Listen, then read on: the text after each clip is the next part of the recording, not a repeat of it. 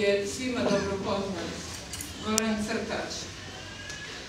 I crta valjda od kad se rodio, slušajući njegovu tetu.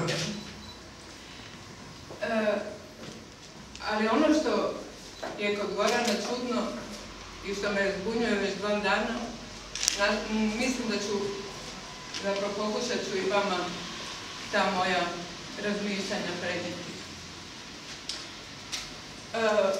Na ovim zidovima naprijed je Goran kao crtač.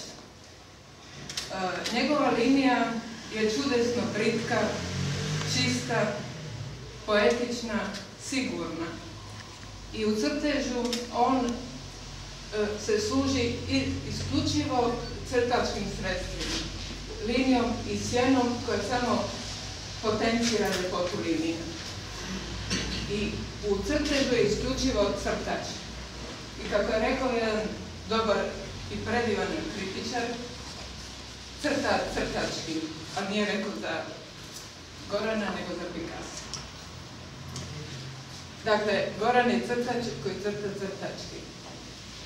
I to je ogromna čast i time se mogu pohvaliti samo veliki crtači, njemački, talijanski i francuski. I ako pogledate njegovu rubanju, vidjet ćete onu realističnu preciznost Dürera i nastavlja se ta linija, kruži i stvara apstraktne oblike, ništa manje živa nego u realnom prikazivanju. Nisam uzbuđena, nego me umjetnost uzbuđena. Sada dolazimo u ovaj prostor u kojemu se on predstavlja kao slikar. Goran slikar, slikarski. Apsolutno slikarski. Ako se sjećate njegovih prvih pejzaža, oni su bili vrlo brutalni. Nemoj se uvriditi.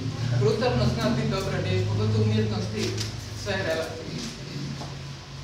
Ekspresionistički, nekli između ekspresionizma i neke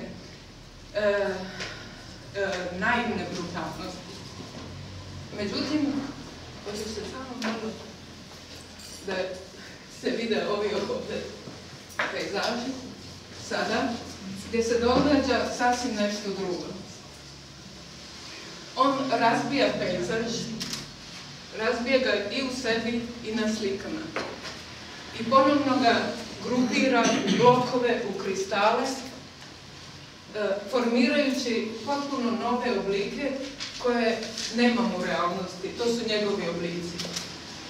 I ako se prisjetimo, oni koji su čitali Henri Fossiona, duhovni oblici i oblici u prirodi su istovjetni. Imaju istovjetan princip. Međutim, ono što ih razlikuje, to je u slikarstvu i u duhu i u prirodi, to je razina postavljanja perspektiva. I sad se na ovim pejzažima zaista puno toga događa, a to je da on spaja nespojivo. To je jedan čudan jezik kojeg samo umjetnost može podnijeti i umiriti u jednu jedinstvenu cjelinu. U ovim gornjim slojima još ima onog Gorana, brutalnog. Međutim, sada ovdje, to je gotovo sezanovski, kubistički napravljeno, ovdje je vrlo smireno i racionalno. I sve to u jednom jedinstvenom prostoru, Goranovom prostoru.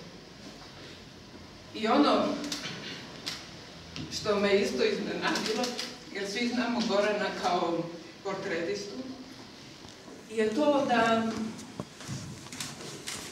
nema portreta. Ali zapravo kad sam gledala ove tu pejzaže, i ako ste pratili ovo što sam htjela reći, ovo su duševni Goranovi pejzaži, lirski, izašli iz njega.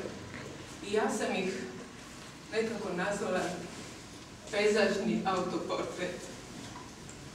Se slažem, kad ja kažem.